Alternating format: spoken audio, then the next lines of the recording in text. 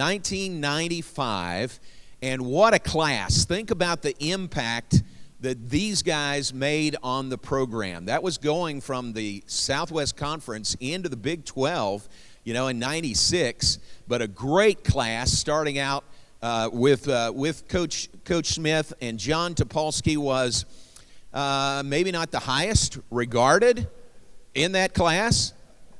Oh, he says least regarded. That's not true. But John was a part of that great class that really got baseball going in the right direction, and look at where we are now with the Baylor baseball program. So let's talk about all of that at Baylor, 1996 to 1999. Our legend today, welcome John Topolski. There you go. Welcome. Welcome to you. Thank you. Appreciate y'all for coming. I'll try to be funny. Everybody said these things are hilarious, so I'll do my best. Who told you that? I don't know. Okay. Maybe unintentionally hilarious, but that would be great. And your family is here. I intentionally did not introduce them to let you do that. My wife, Sarah. Stand up, Sarah. They love this. They love being the center of attention. Welcome, Sarah. My oldest daughter, Whitney. Please stand, Whitney. My Whitney. middle, Hollis, and my little Elin. They're 13, 11, and 5. Yes, blessed with all daughters. That is so cool. Girl dad.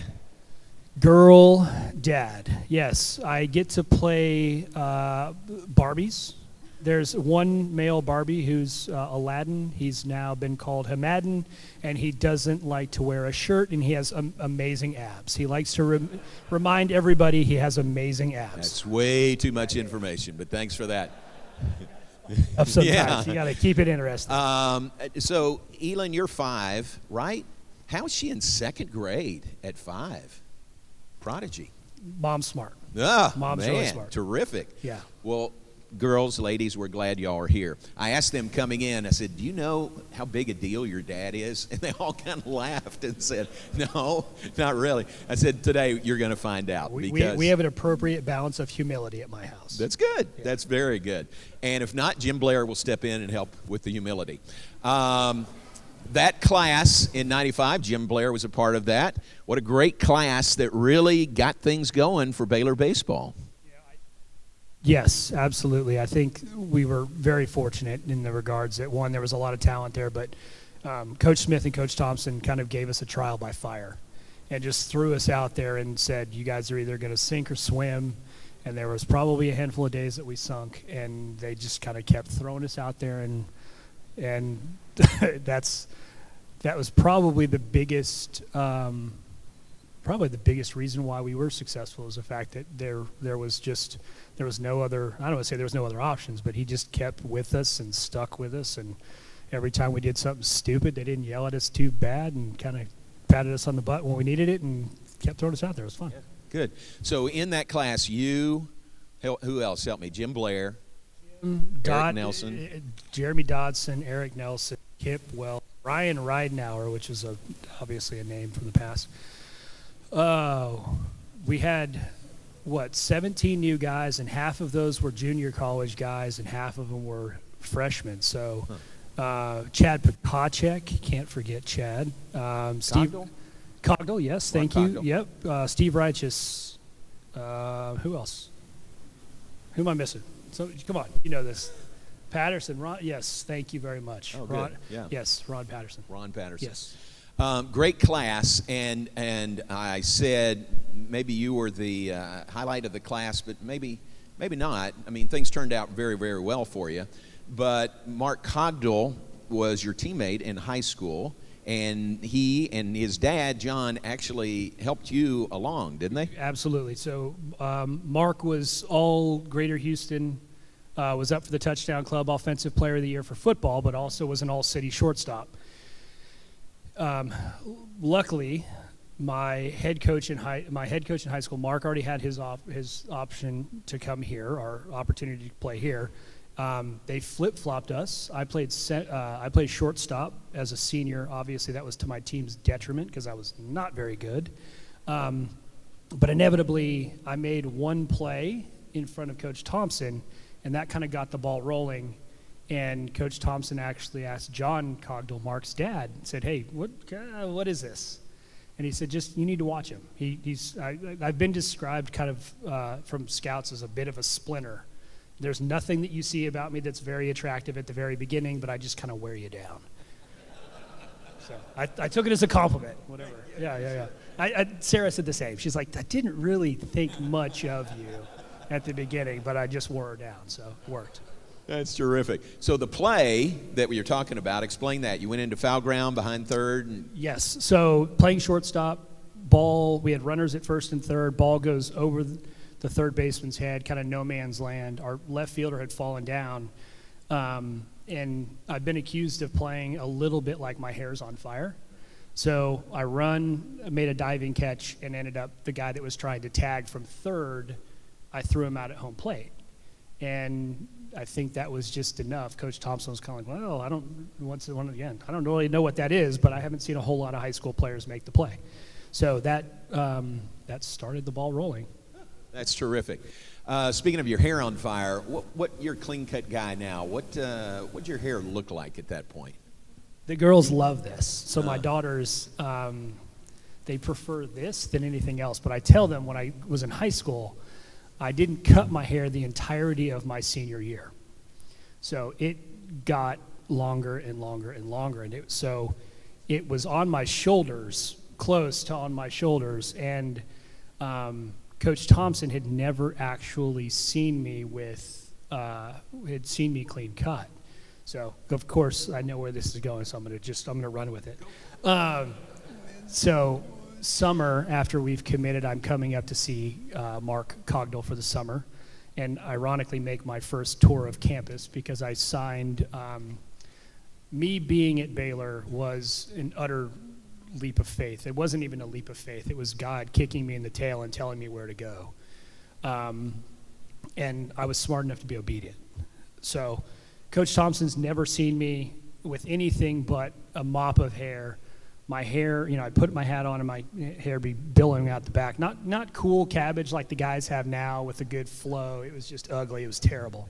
But I come to see Mark over the summer, and I've now, as a graduation present to my mother, I've gotten a haircut. And so Coach Thompson, we go into the office, and he sees me, and he was kind enough to introduce himself to me for the first time. And talk about a feeling like you're starting out on a bad foot, like, oh my gosh, the guy that recruited me has no idea who I am. This is not good. But he kind of sheepishly said, "Oh no, hey, it's Opera, how you good? Yeah, good to see you. And my mother,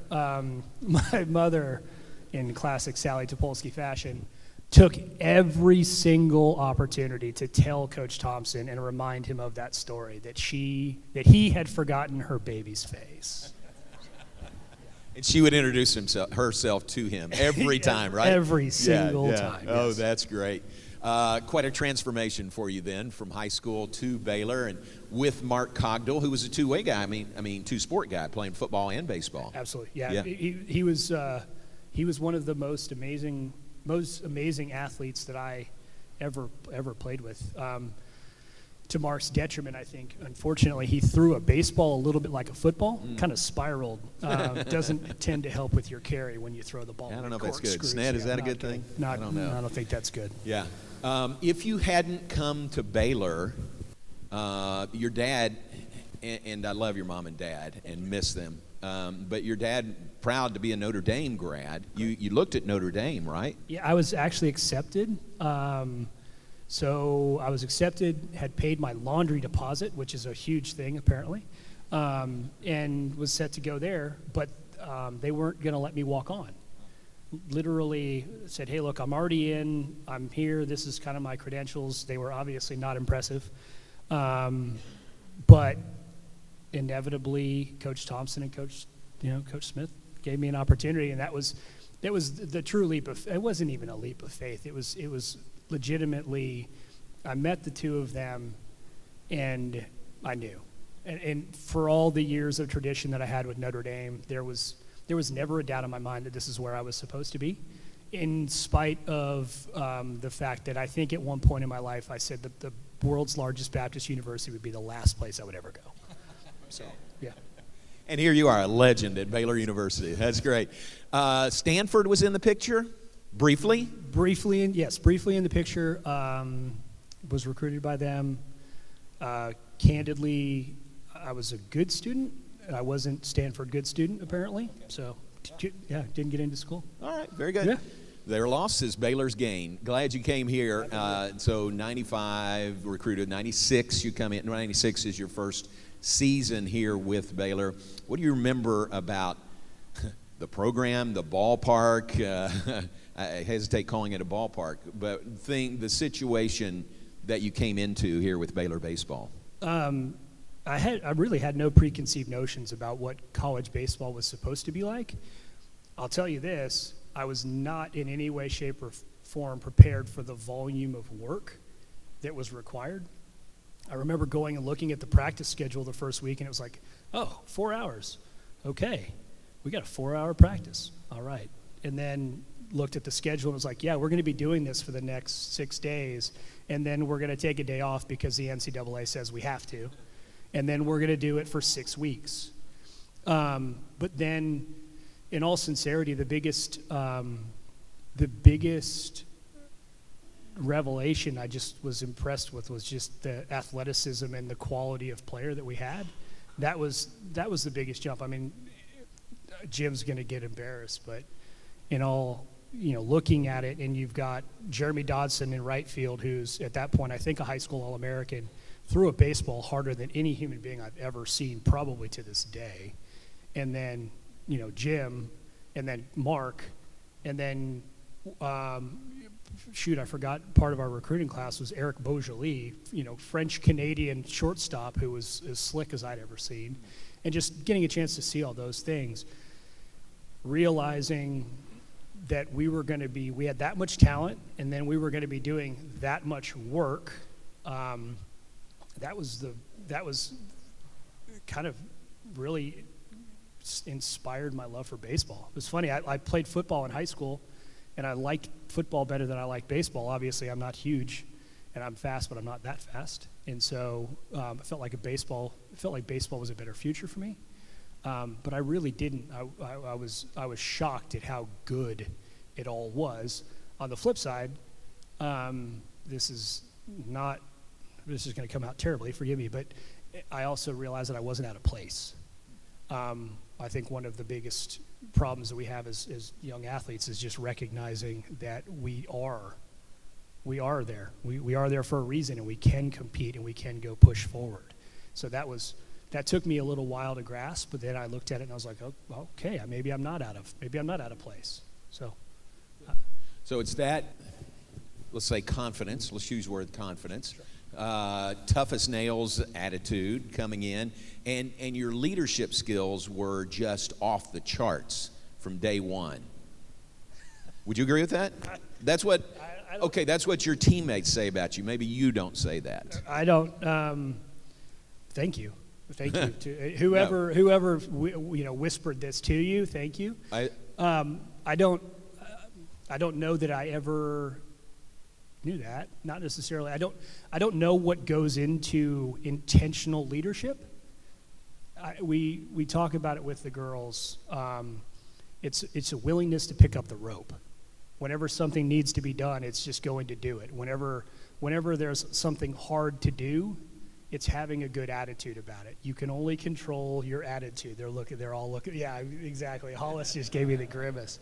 Hollis, have you heard that before? Okay. Yes, but and if that's, that was kind of always what I gravitated towards.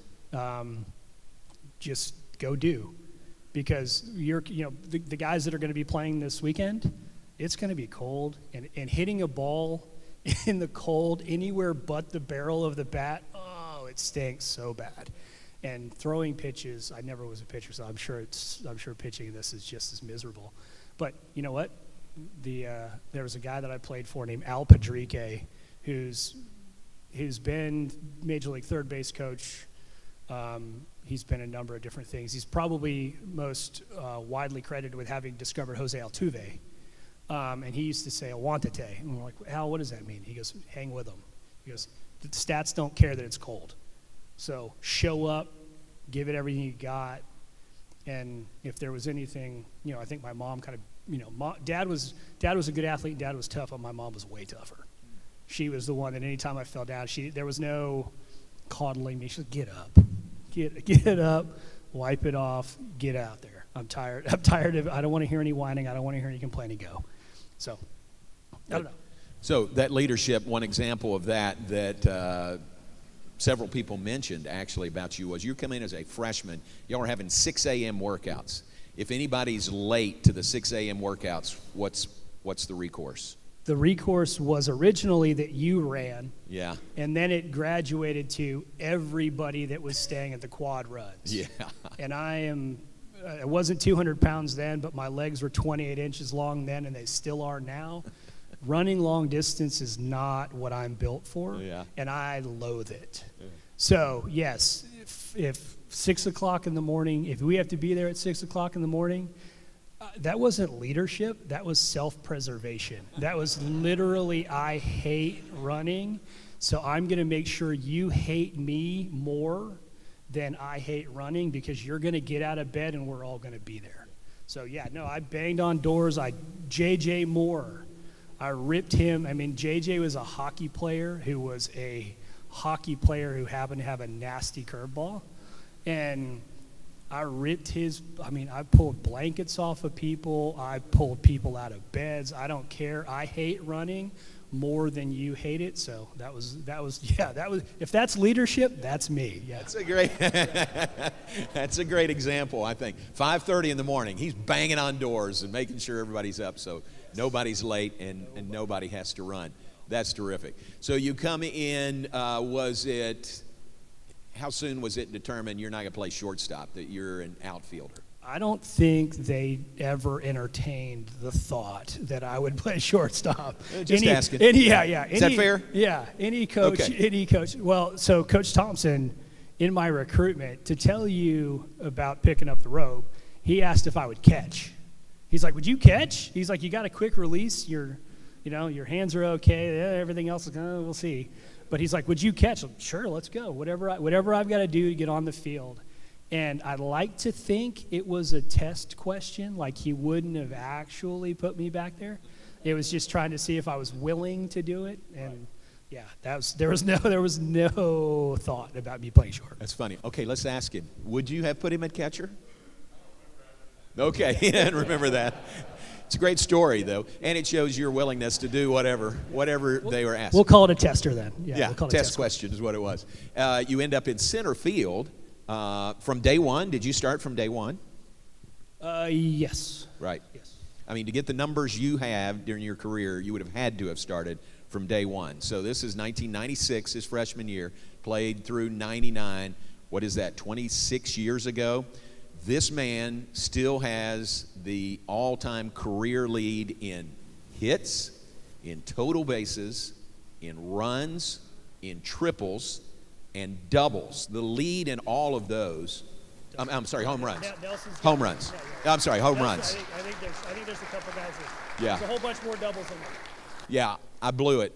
Home runs was the last one there. This guy is the all-time home run leader in Baylor history. How many home runs did you hit coming into Baylor? I hit 0 official, but I hit 1 when I was 10, but I don't count it. We played on an 8-year-old field, so it didn't count. It was a pop up to short that happened to get over the 200, not even probably 150-foot fence. Popped to short that went out. Absolutely. 1, if you count that one. Yeah, maybe 0. Probably 0. We'll call it a half. So you come to Baylor, and where does that power come from? One coaching staff finally taught me how to hit to some extent. I fought it kind of kicking and screaming. They tried their best. They really tried to teach me how to hit. That was 1. 2, I finally kind of grew up a little bit physically, but I can actually tell you it was James Blair who no, you don't. You're gonna. Here's the why. Because he did nothing. I'm trying to think of a polite way to say this. He did nothing but tell me how inferior I was to him on a regular basis. A very, very regular basis. And he wondered why I swung so soft. Like, dude, what is your swing? Just slap it and run, slap it and run. Like, he's like, when are you going to swing like a man? And so I was like, well, this is what I got. This is who I am. And he's like, no, so you get tired. I don't know how many of the players are in here. I got tired of hearing him, so I'm sure that everybody else does too. But he's just chirping at me, swing, swing, swing, swing like you're going to hit something hard. So we're playing against, I think the first one was TCU, but I kind of considered it was Easter Day, TCU. I pop a ball up to shortstop. It's blowing 150 miles an hour out. So I equated that one kind of like the same. It was like a half a home run, like 8 years old. I'm 10 years old playing on an 8-year-old field. That was kind of what the wind did. The real first home run, we were playing against the University of Houston. We're up 4 or 5 runs. They're bringing in their closer midweek just to get some work. And Jim is in my head now. He's no longer this guy standing next to me. He is now pervasively in my skull, just chirping at me about how weak I swing the bat. So I get to 2-0 against their closer, who at that time, everybody on the staff now throws 95. So at that point in time, someone that threw 93 was throwing hard. So it's 2-0, and I just decide, I'm so sick and tired of hearing James Blair chirp in my ear that I'm going to swing as hard as I can on this one pitch. I don't care if I fall down. I don't care what happens here. And lo and behold, I close my eyes and swing as hard as I can on a fastball up, and I hit it out. And I was, of course, anybody that ever saw me play, there was never a home run trot. It was 100-mile-an-hour sprint around the bases every time because I never, ever hit one that I knew was gone. Every time I hit it was like, I hit it, yay, go! And so I was screaming around the bases, and it was the first time, another one of those revelatory moments where I kind of said, hey, I can actually do this. So thank you, Jimmy, for just being a complete and total, you. Coach Blair was Coach Blair even when he was playing. Yes. That's great. Yes. Great. Jason Jennings played here. You played with him, and you hit more home runs than Jason Jennings. He had 3 years. Like, a lot of these records are like that's records. Minor. That's minor. They're Let's records just of, stick with this. They're truly records of attrition. It was one of those things that you just, because, the guys now, think about the difference of we had some great athletes, by and large, but historically speaking, in one of the points that I'm the most proud of is the fact that the guys that they're recruiting now are better. They're just a better baseline player.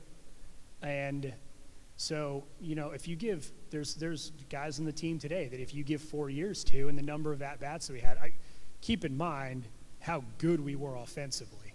So I got a lot of extra at-bats over the course of a season because, I think our junior year, we were one of 3 or 5 teams in the country that hit 100 home runs and stole 100 bases. So, we were offensive.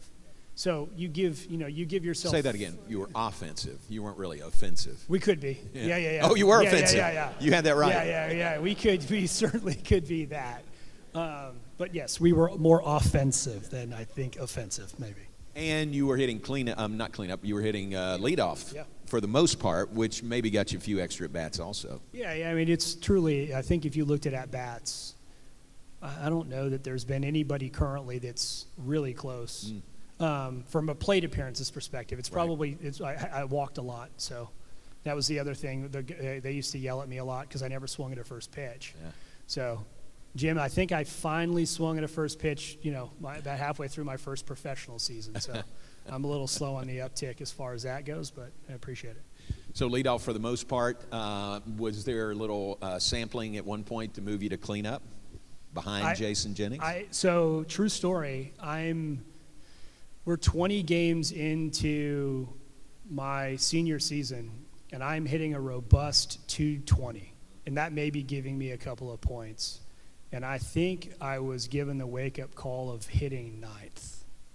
Yeah, and that was like, holy cow, this stinks. I don't like this. This is terrible.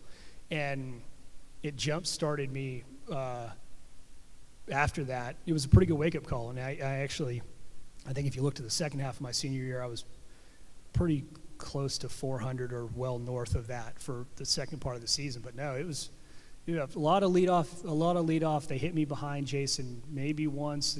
That might have been another one of those, let's try hitting him third or fourth once, and then I was terrible at that. So let's put him in the 9-hole and see how he likes it. And I didn't at all. I did not at all. But yeah, lead off it was. That got you going. What about the evolution of the program during your time here? And I know it wasn't just you. It was a lot of other guys, but just the way the program. 100%. I think from our recruiting class, we were extremely athletic, but probably not nearly as baseball polished as some of the guys that came through. I think fairly immediately thereafter, after we left, David Murphy comes in. And I was still playing pro ball, so I came back and I saw David hitting. And I grabbed Mitch and I said, Mitch, your job with that is to not screw that up. Just don't talk.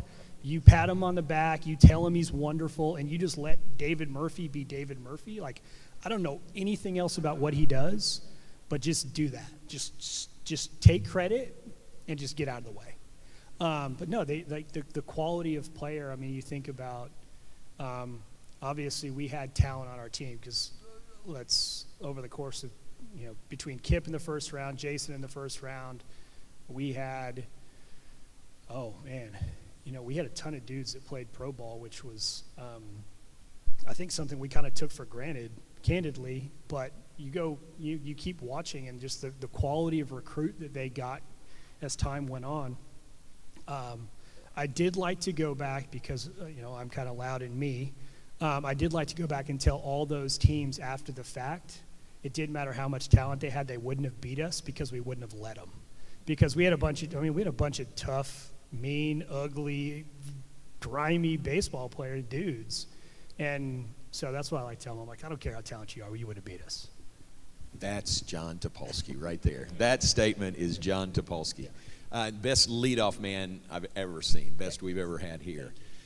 Sophomore year, you go to the NCAA tournament. Was that at Alex Box? No, junior year was the junior first year. Junior year was the first year we made it. Was that LSU or was that was Florida? No, that was Florida. Yeah, Florida in '98. Florida in '98. And that was such a cool experience. Obviously, it didn't turn out the way that we wanted to, but it was an amazing experience. Lost to Richmond in game one, came back. It was a weird grouping at that point. There was 6 teams. Florida beat somebody as the 1 seed. I think we were the 3 maybe, but we lost to Richmond, and then beat Florida, and then played a 15-inning game with Illinois. That was just gut-wrenching to lose. But no, that was our first experience with the NCAAs. The Alex Box experience was actually sophomore year. Coming off of our freshman year, we were feeling pretty good about ourselves and had the opportunity to go play at the Box. And I don't know if LSU had just won the national championship or not, but we were truly feeling good. We had a bunch of guys returning, and I think over the course of 3 games, we got 45 hits somewhere in that neighborhood. Everything was good, and they beat us like a drum. Absolutely, it was a testimony to we hadn't arrived. We better get to work. There was a whole bunch of difference between them and us physically.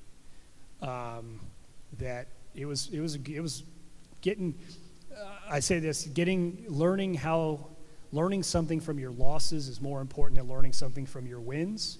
And that was one of those scenarios where we just got beat like a drum and decided, well, that didn't feel good, so we better get to work. So that was, LSU was awesome. That's cool. What a great experience. The win over Florida, by the way, in '98, played early in the day. 100, who knows what the humidity was. Remember how hot that was. That was the game. It's a point of contention with Coach Smith, but 164 pitches by Jason Jennings in that game is the way we remember it. Coach Smith remembers it differently. But that was a huge win over the number 1 seed, Florida.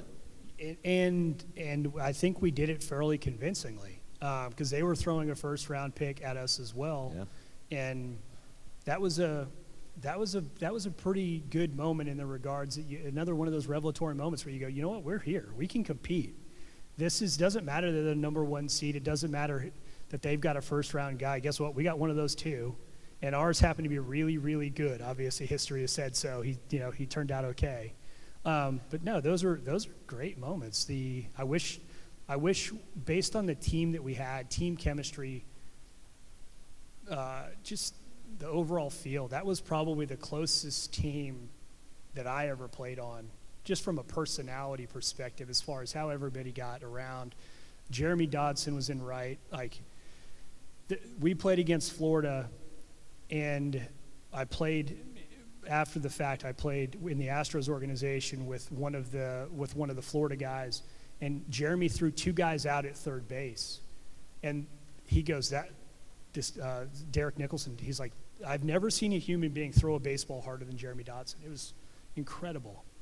No, those are all those experiences, good, bad, and the ugly. Those were such great moments for me, hopefully for the program, as far as just exhibitions of we do belong. And I mean, to the credit now, we all have expectations of the team, and that's prior to our class. They're probably the expectations of Baylor's baseball program. They probably weren't that high. If we finished at the top of the Southwest Conference, made it to the regionals periodically, it was probably going to require winning the tournament, and that was our experience the first couple of years. And we unfortunately didn't happen, but I think those moments are what has propelled a lot of what the program is today. Well, I think you're right. I agree with that completely. So 98, disappointed, lost at Florida, or lost in that regional. 99, you come back. Some of the guys are gone. You said how close the 98 team was. Sure. 99 was a great year, ended up being a great season. What do you remember about the expectations going into that season? I think with Kip was gone, Jim was gone, Jeremy was gone, Bergie's gone. Maybe we just had a handful of guys that weren't there. So I think with the amount of turnover, I don't know that prior to the season we probably had the same level of expectation, just because there was so many new faces. Obviously, Jason was so incredibly good that year, both on the mound and at the plate. But Jamie Bubella and Anthony Hensley come in the outfield, and for any of you guys that saw those 2 guys run, it was one of the funnest. It's really, really fun to watch people excel at what they do, and these were the 2 fastest baseball players that I ever played with, and getting a chance to see them run balls down. And then we had a different vibe about us, and I don't know that I would have said that we were going to be 50-15, but it turned out to be one heck of a year. But no, preseason expectations, that's a good question. I don't know that I would have. Yeah. I don't know that I would have been as optimistic going into 99 as I was in 98. No, I think that's the answer. But a great season, 50 wins, host a regional, win the regional, host in the first year of the super regional format. You host against Oklahoma State. Didn't turn out great, but Baylor is hosting in an unfinished ballpark, by the way. Baylor Ballpark was not finished. Fans. How many of y'all were sitting out on concrete slabs? Yeah. Anybody that was out in 150 degrees and sitting on concrete to watch us play, thank you. Thank you for creating a worthwhile and amazing environment, because I'm not sure I'd have been that strong. But a great season, 50 wins in 1999. You have a chance to play pro ball and knock around there for 6 years, right? Yep. What was the end? What told you I need to do something else? So I played probably one season longer than I should have. I think the real moment I knew that I wasn't gonna make it was probably in 2003, and I was in AA. I'd started the year in AAA, came back down to AA. We had some really good athletic guys that were coming up from single A, so it was, you've got this log jam of people in the big leagues and in AAA that were very talented, very good. And then I'm getting sandwiched between the other prospects, and it wasn't, there's always the question of, was it an injury, was it anything else? No, I gave it a great run. There was nothing nefarious. Those guys that are in the big leagues, they're just really good, and they do it really well, really often. And I couldn't, for all the monotony that I put into with my preparation, for as mentally strong as I felt like I was, thanks Jim for, beating that into me.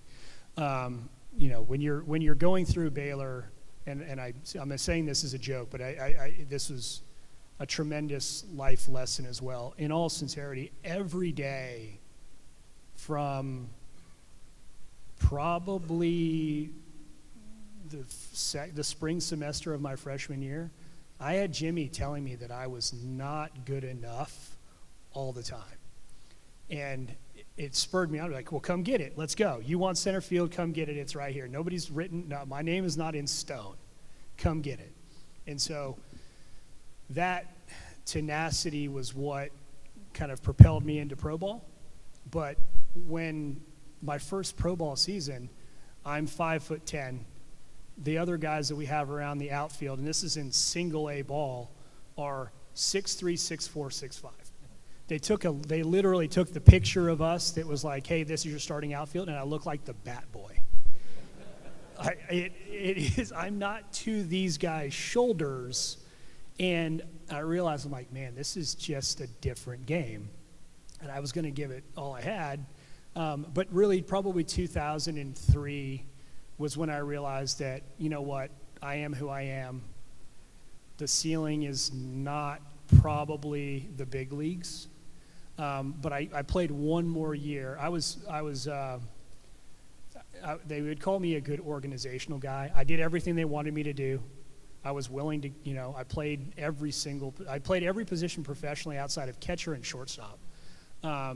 So I played all of the above, but truly that was probably 2003 was probably when I realized, like, this isn't going to happen.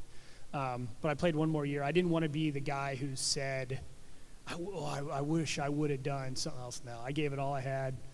It ran its course. Life is good. There you go. I skipped over one nugget that I want to go back to. After your junior season, you were selected for Team USA. Coach Smith was the coach. Yes. Jason was on that team. Jason Jennings was on that team. But you got cut, one of the last cuts. How disappointing was that to you? That was actually really difficult. Probably one of the most difficult moments that I'd had at that point in my life, only from the perspective that I was so honored to play for the United States. Coach Smith, thank you for that opportunity, approached me going into that summer and said, hey, I think that you would be someone who would be a good representative for this. Is this something that you would be interested in? And yes, there was, like, the first moment that I recall as a kid is watching the 1984 Olympics. And I don't know, Carl Lewis running in the Coliseum in LA and just all of those things. That was in Mary Lou Retton, right? I mean, all those moments gave me this intense pride about America. And having the opportunity to wear the red, white, and blue was huge to me. The roster at the time was 25, so I got to play on the World Cup qualifying team down in Nicaragua, which was a super cool experience. Not only was the team great, but just the environment was totally different than anything else that I had played in. I'd never been outside the country, so this was amazing. But yes, I got released. Myself, Justin Wayne, who ended up in the big leagues for a dozen years, and a guy named Xavier Nady, who also played for the Mets for, I think, a decade as well. We all got let go, and it was a really difficult night to get let go because I wanted nothing more than to be able to go compete at the World Championships. But I was tremendously honored to have been there in the first place. Pretty cool. USA on your chest. I don't want to end with that. Tell us. You're in Tulsa now. Where? What are you doing these days? I'm in Tulsa. I get to play Barbies and I get to be Hamadan periodically. That's a big thing. That's actually the best. Comes back around. The highlight of my day. No, I've got a financial planning firm called Vineyard Financial Group in Tulsa. We work with groups, small businesses. We work on financial planning, investment management, everything else. It's a family-run company. My wife's father actually started the business in the early 90s. I was blessed enough to be chosen as his successor. Unfortunately, we lost him in 2017, but his and my mother-in-law, they started the company. Their footprint, their thumbprint, their every print is all over our company, and so it's now that I have taken it over, it's a lasting legacy that I get to watch, and I get to be a steward over, honestly. Then with my 3 daughters, they are all tennis players. So Coach Woodson's here. The girls did a tennis camp here over Christmas, and they are absolutely neck deep in it. I always get the question about softball, and they did it for a couple of years. And I am extremely happy to say that they love tennis way more than they ever loved softball, because it's just a pleasure to get out there and watch them compete. Am I good at keeping my mouth shut when y'all play? No, not so much. We'll check with you later. Yeah, on that, yeah. okay? I'm probably a little too emotionally involved, but I think every parent here could be. Tremendous. Final thought from you. We Baylor know how we feel about you and your contributions to this program and your contributions and your legacy that you've really left with Baylor baseball. How do you feel about Baylor, your time here, and how it helped shape you really to the man you are today? I don't think there's an aspect of my life that Baylor doesn't shine through. There is nobody in Tulsa, Oklahoma that doesn't know that I went to Baylor. I'm loud, I'm proud. I kind of warn people that if we win, I'm gonna be that guy. So just buyer beware. But no, we stay hugely involved. We have season tickets to the football team. We come down quite a bit. Walter's here. I've stayed engaged with the B Association, and it's been a tremendous opportunity to re-engage all the former teammates, but just athletes in general. I think one thing is, as athletes, you kind of find yourself segregated from, not to say segregated, it's a great engaging community, but you just have different priorities than a lot of college students. So not only are you friends with your teammates, but you also become friends with other athletes. And so the B Association was a tremendous opportunity to stay engaged with other teammates at other sports that we became friends with at school. So there's nothing about Baylor. There's nothing about Baylor that doesn't shine through for me. Probably the biggest challenge is we're trying to expose my daughters to Baylor as much as possible, but also let them know that this is not a requirement for them, that they should go where the Lord leads them. But I don't know. We're still here. We're here quite a bit, so we'll see what happens. Well, we love you. We appreciate you. Thanks for sharing with us today. Folks, do you enjoy hearing from one of Baylor's all-time greats, John Topolski?